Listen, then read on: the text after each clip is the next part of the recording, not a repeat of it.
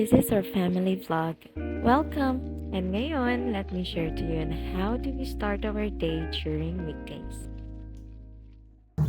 Michael usually wakes up mga 4 a.m. to get ready para sa office. Ako naman, 4:30 na nagagawa sa kwarto kaya syempre, na-loading pa man na pag mag-daydreaming for 30 minutes. Syempre, as a wife, ako gid ka prepare sa iya breakfast and snacks. Last time, I asked him, what if wala kami nag-apas sa Manila? Magutuman ka gali, kay wala ka balon. Sabat man siya, oo kawawa lang ko. That's why every day, magbugtaw siya, bugtaw man ko. But you know mga mommy, I actually enjoy preparing his things for the office. Like, mag-arrange ng iya bag, magpili sa iya extra shirt, and everything to help him to get ready. Come on mga mommy, do you enjoy doing things like this to your hobbies? And for today, I'm preparing canton with egg. Request niya gina nga everyday dapat may boiled egg.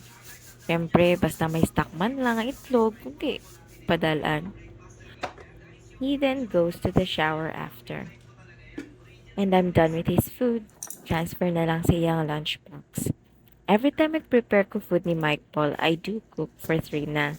Para mag-separate na lang ako dayon sa amon man breakfast ni Maze. Pagpasensyahin yun na iya lunch bag kay wala pa ako kabakal bago.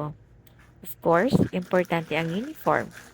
Michael does not wear his uniform when he's traveling to work kay kisa kung ginahuguran siya, he would walk na lang pakado sa office since it's a 30 minutes walk lang man.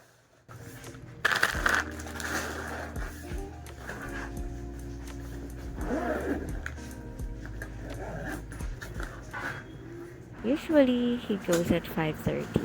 But at that time, he forgot one thing. Maghaboy basura.